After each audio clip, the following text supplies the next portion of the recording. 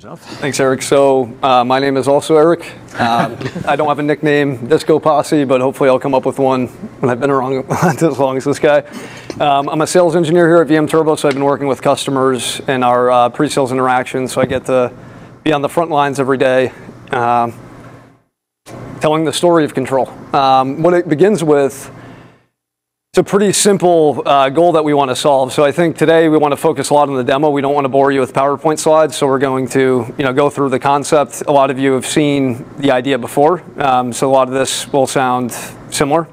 What we want to build into is specifically around, to Eric's point, how we apply this concept that we've already built the success of the company on to things like OpenStack, to adding mediation, to network control, and adding this to containers and other things that we're seeing in the market. So what it comes down to, though, in anything we're trying to manage today, we have a goal. And if I asked everybody in the room, how important is it to ensure performance in a shared infrastructure? It'd be a dumb question. Everybody would say yes. If I asked you if efficiency was important, you'd also say yes. And when we think of this, it's really what we call a desired state. It's this elusive thing we think of in our head when we sit at our data center. We say, this is the dream state of what I want to maintain. Well, the evolution of the industry began with, how do we know whether we're in this state? How do we actually know whether we're ensuring performance or efficiency if we don't have data? So naturally it evolved to collect information. Tell me what my system is doing. Tell me what my current state is and what is going on. Now, we deliver this in a lot of ways, right? Reports, graphs, historical trends, anomaly detection, and ideally we serve this to a human. So save the art, but it's overly simple, right? We say what our current state is, we know what our goal is, but then we get notified when we're broken. Tell me when I've gone away from the place that I don't really know whether I'm there in the first place. Now at this point, you have to determine smoke or fire. Is my current state my desired state? Well, the only way I know is when I'm broken, when I'm out of the place I defined I want to be. Well, the human has to interpret that. Go in, isolate it, and figure out what to do. Now, the next step is logical, right? Well, let me apply some sort of measure to bring me back to the place I want to be or the place I think I want to be. And we have knobs. We have levers we can control in every technology. The hypervisor, your cloud, OpenStack, networks, whatever we can do are the levers we pull at this stage. Now, what happens? Well, we come up with actions we think are correct. And it's striving to achieve this goal. In an environment that's over even 200 VMs, I mean, think about the process we need to go through to analyze whether we're in the desired state and more importantly, how to get there. The state on the left is always going to take place when we're not there. By definition, if we've gotten notified that we're broken, how is that satisfying our goal of performance?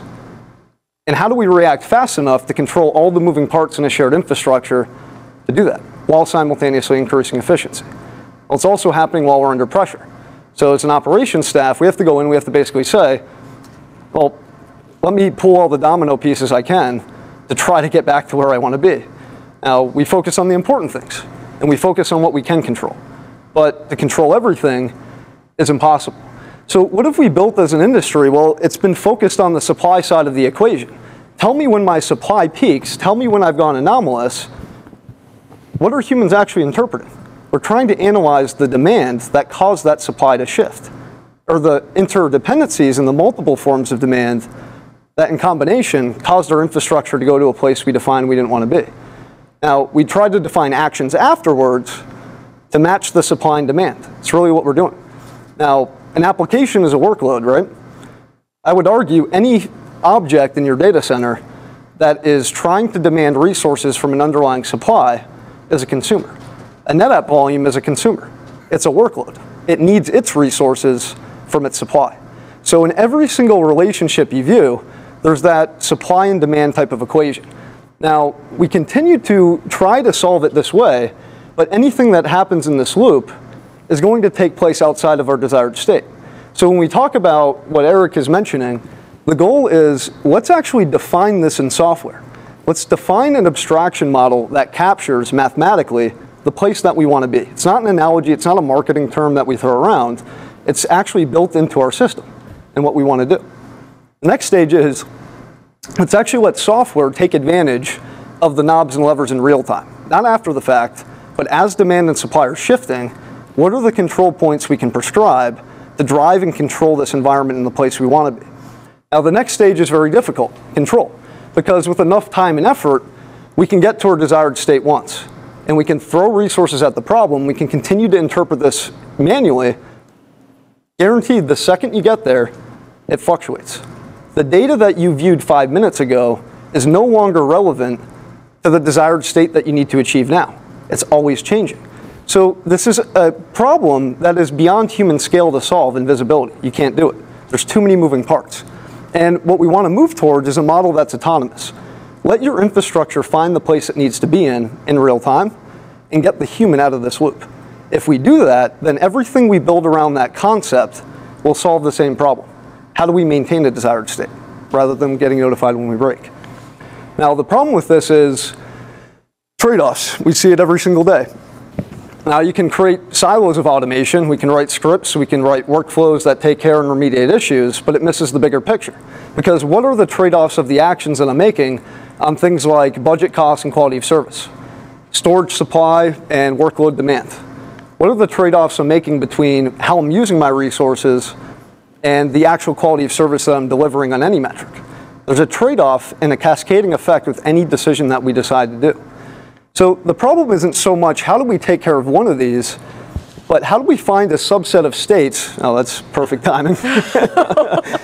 Wouldn't it be a demo for a sales engineer if something didn't go wrong? So that's great. So what are the subset of states that I can control my environment in where I maximize the trade-off between everything? I'm not tilting the pendulum in one area versus the other. I'm finding a way to satisfy everything at the same time. Now, on a technical level, this makes more sense, right? So when we cut through things that are high level, what's the trade-off between compute and storage and the network latency I get between VMs that chat together? What's the constraint between vendor locking and agility? What's the constraint between IOPS and latency? Which point do I see it? Well, what's the constraint and trade-off when I make a decision on any single metric and everything else that's demanded by my applications and my workloads?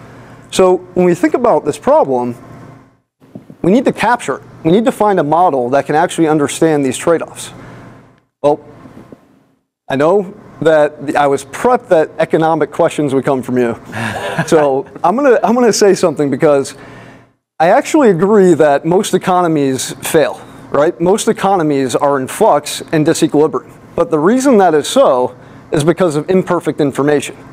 So when your consumers in a market or an economy don't know the same information as other people, you get discrepancies. That's how people make profit in business. If your desired state, if every application and every workload has perfect information, equilibrium is achievable. So the market mechanism isn't so much representative of how it works in real life, but a mechanism to drive that control to performance and demand and supply. So we talk about a desired state as a place where we can ensure performance while simultaneously increasing efficiency. Sounds a lot like a market mechanism. Sorry, are you building an efficient market hypothesis on VM interconnected knowledge? Is that how you're, I mean, is that the goal of like just making everything transparent so that everybody can make rational decisions? Your own workloads, yes. Okay. Your own workloads autonomously define the actions to satisfy and find the best supply. They know best. Why would a human or a government, for that matter, interfere with a free market? It wouldn't. Because it sucks. This one doesn't suck, I promise you. If you install it, it's going to be great. Okay.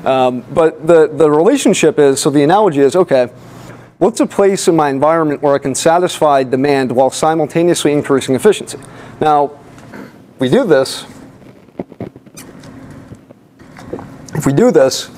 then everything else that isn't needed to satisfy demand is waste.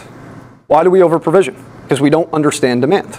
So we over-engineer it because we don't know how our applications are actually going to consume those resources. So it's not just about doing the demand side, but as a byproduct of solving performance demand in real time and understanding those trade-offs, we will inherently increase efficiency simultaneously, by definition. Well, think about it. Everything is a service entity in this abstraction model. This isn't an analogy, this is how we represent your data center.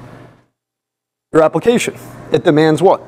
Supply from the virtual machine. vCPU, storage, allocation. If that supply is constrained, I've got a consumer in my market that doesn't have performance. Well, it's not just about one relationship because everything's a workload. If my space increases on a data store, well, great. Do I have enough space on the array in my supply to increase that? What is my supply and where is my capacity coming from on a workload that's demanding resources? My physical machine, it buys from my data center. It supplies to the virtual machines that buy resources like network, CPU, I/O network. My container is just another service entity. Just like a virtual machine, it buys from my underlying resources. All the components in your environment demand or supply. So when we talk about a desired state, it's not just about solving one of these. It's if we look at the entire picture and how all of these puzzle pieces intermingle, let's solve the master image. Let's put together the entire puzzle. Satisfy supply and demand in a healthy state against every one of these relationships simultaneously, and you will put your environment in a subset of states where you don't have performance degradation. More importantly, this is done without a human being. So we're not making decisions once we get notified that, yeah, my space on my data store is full. Well, what action would a human take? They go through, they say, okay, let me check the CLI of NetApp. Do I have enough space in my aggregate? What VM's demanding it? Where do I move it to? Which pool do I go to? How do I size the one? Do I have enough space in my array? If I move it, am I causing a constraint on XYZ? If you're over 1,000 virtual machines, how does a human control all of that? It's impossible. By the time you solve it, your desired state and all these buy-sell relationships change. I relate it to eBay, right? Imagine if a human being was between the demand and the supply of eBay's search engine optimization. So every time a user logs into ebay.com, they request and search for a product. If a human being had to go and find the supply rather than an automated index finding that, eBay would be out of business. Yet we accept this mode of operation in virtual environments. My end user, my application, consumes and demands the resources. Well, let's put a human being in front of a flashing light and tell him, let's make him the decision maker on how that application or that workload gets the supply. It can't scale. And that's why in any single technology, we've seen market economics and principles be applied in IT. We've seen it before. It's the same for virtual environments. Let's build a model where we can allow your data center to find its own equilibrium and do that without causing dominoes. I want to pause on that because I know I just threw a lot at you guys, but any questions on that, and does that help your theory of economics, I guess I would ask? I'm not sure about the others. I think we understand. We're pretty solid on idea, everything. Cool. Certainly. Right, the supply chain. Like, It's always a challenge, and one of the reasons why we have to revisit it sometimes, and we wanted to speed through it, more than the traditional presentation, just because there's a lot of folks that are outside of the room who probably didn't get that full intro. So thank you while we got through that, and now we start to get on to the more fun stuff. Exactly. So I'll give this to Endra to talk about what we're doing. So in the past, we focused this in the hypervisor. So adding that as a mediation layer to what we can control. The goal and what we're going to go through today in some of these modules is how we incorporate other things into that same concept. So when we talk about hybrid cloud, OpenStack, network, converged fabric, all of these things become part of the mediation. But everything gets abstracted into that single common data model. That's solving the problem. So when we talk about the analytics and the actions we drive, it's dependent on the technologies we mediate to. The hypervisor has the things that we can control inherently to the hypervisor. OpenStack has a different set of APIs that we need to leverage. NCM, storage, all these different things have things that you can control, and that's what we're going to take advantage of. So this is just a couple of the vendors for each of those. So I think we'll talk about this in the context of network control and how we're applying the decision-making abilities of our software and what you guys have already seen to solving a very important challenge across networks. I'll introduce